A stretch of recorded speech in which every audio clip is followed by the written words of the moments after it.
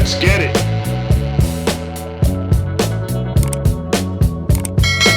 Cody's financial situation and his commitment to businesses are a lot like his commitment to his wives. He likes collecting a lot of them, but he doesn't pay attention to any of them. Now, I say this partly because in my reassessment of the series, as a quiet confession, I didn't start watching Sister Wives until about season 16. And many of the issues that came up in previous seasons, I was loosely aware of because of certain drop-ins here and there, and they would say certain things, and I would look into it a little bit. But I had never seen the full seasons or the full episodes prior to season 16. So a lot of this is very new to me. And it's confirming in a lot of ways because some of these things I kind of had an idea about and I would have surmised in my own thought process. And it's just nice to see it confirmed, like, oh, okay, this is one of the things. This is support for this belief that I had about Cody and the family. One of the things that really sticks out to me is how much Cody desperately wants to be in charge of something. Like he's a little guy.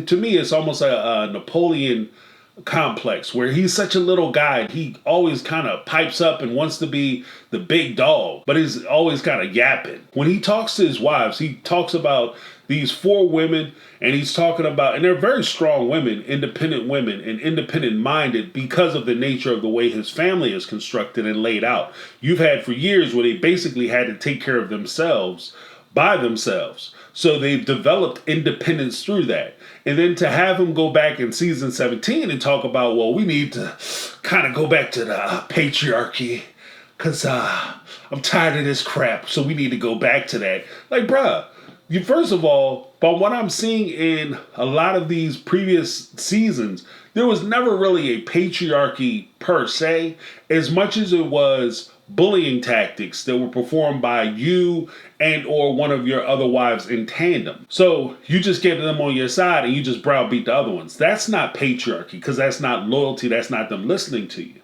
But he has this big fantasy that I want to be in charge and I just want to run a successful organization, whether it's the Brown family or whatever business venture they get into. When they left,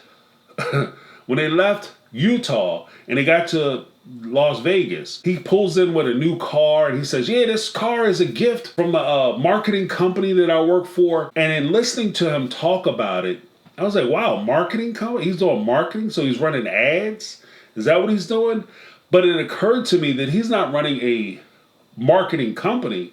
He's a part of a multi-level marketing business, or what they call direct marketing, where he uses his fame or his opportunity on Sister Wives to basically buy into this business where he gets a whole bunch of people who are his downline to sign up and he can make a bunch of money off of their backs. And he gets to call himself a boss and an independent business owner and a CEO, president, CEO, founder, so on and so forth. So he did that. Then when he starts out in Las Vegas, even before that business started, he wanted to get into real estate because, real estate is so easy. It gives you so much freedom and you can be your own boss and you can make a lot of money doing this. And that's what he was focused on. And so one of the scenes that really stuck out to me was when he had met this real estate agent who was trying to help them find homes in Las Vegas. And he ties on to her because they're always looking for somebody else to tag on to their success. So he has this woman, she seems successful in Las Vegas, she seems established. So him and the family tag on to this woman and we want to be real estate agents too. And she says, fine, that'd be great. Why don't you guys come and work for me? Looking at the idea that I'm going to have these semi-famous people on my payroll and it'll help me to sell houses. So I get why she did it as well. They were using each other. And I get that and acknowledge it. But when Cody realized that becoming a real estate agent isn't just about meeting people and doing open houses and writing, getting checks written to you, when he realized that it was actually work, and to be honest with you, aside from up markets where there's a lot of money flowing into real estate markets, it is a lot of work. It is a hard job. It's a very hard job. It was deceiving to a lot of people at a time when you could just go out and get loans for any house that you wanted to buy. A lot of people, that's when a lot of people thought that they could just jump into real estate. But as soon as you actually had to start doing real estate work, listing properties, getting people to trust you to sell their property, so on and so forth, and actually selling the property when there's tons of houses out there for people to be able to buy, or in most cases, there's a lot of houses that nobody can really afford to buy, so you're actually only appealing to a small group of people. It's a hard business. And when Cody realized it was hard, he was out. Then they had the business that they were going to open. The ladies had joined Anytime Fitness. They started working with that first horrible ass personal trainer, Bill, terrible.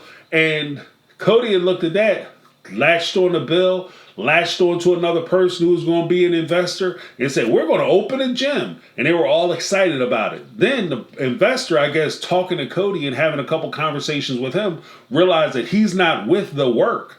He's not trying to work to make this successful. He's just there to basically sit in a big chair and make a lot of orders and tell other people what to do.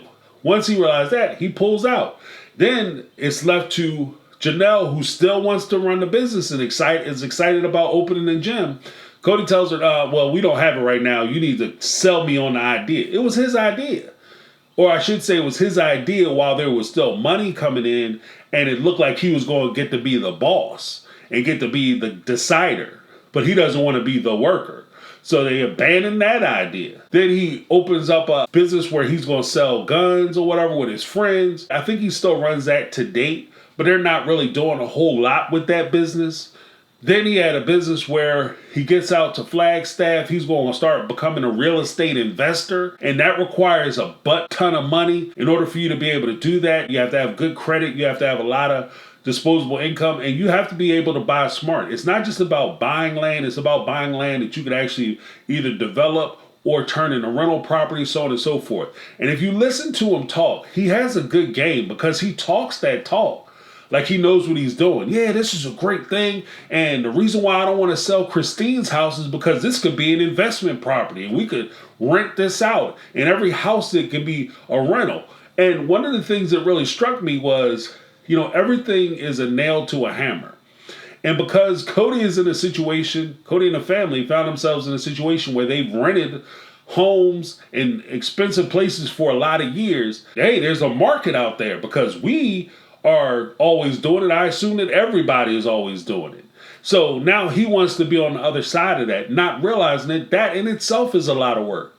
Because you could get one of the crazy things, especially as you look back on the Corona apocalypse, with the pandemic and the lockdowns and a lot of the things that happened. There are a lot of people who own property and were landlords who eventually lost that property because of the moratorium that they had on rent and mortgages, where you had people who didn't have to, for like a year, 2 years, people didn't have to pay rent and they didn't have to pay mortgages. But your mortgage is still due. You still owe that money. And what happens when you can't pay the mortgage company? You might be there trying to evict them so that you can get put back on.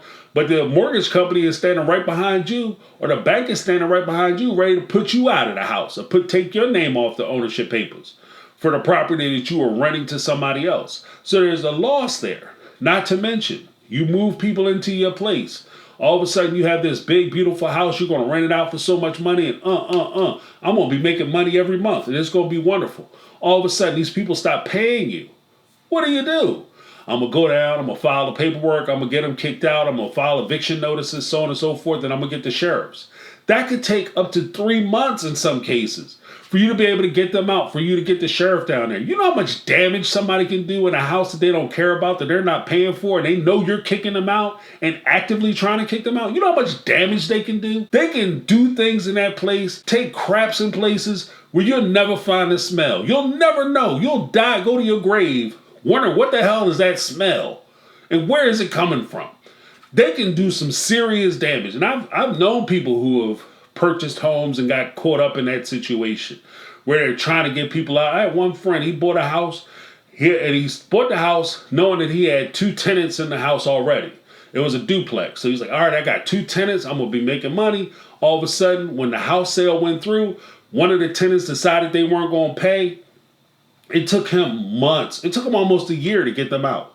And by the time he got them out, they had roaches in there the size of Buicks. Anything that you get involved with is going to require work. And I think that that's the part of it that Cody misses. He wants the easy part. He wants somebody else to invest in it. The sister wives closet. Oh, we're going to come up with some crap jewelry, just charge a whole bunch of money for it, and people going to buy it because we're on sister wives and they want to be my friend. Tahi, that's the business model. If you're going to sell jewelry, your jewelry has to be quality. It can't be something that looks like some 6-year-old made it in kindergarten, arts and crafts. The same thing happens a lot of times with fashion, singing, entertainment. Everybody thinks that because you're on these reality shows, how many reality shows do the people come out and all of a sudden they want to come out with a clothing line? These things are hard to do. They're not easy. That's why it's a hard, that's why the business is so desirable and they get paid as much as they do. And I think that when Cody, rubber meets road it, having a bunch of wives sounds like fun because you have the diversity of people. Yeah, you can pick the people that you want.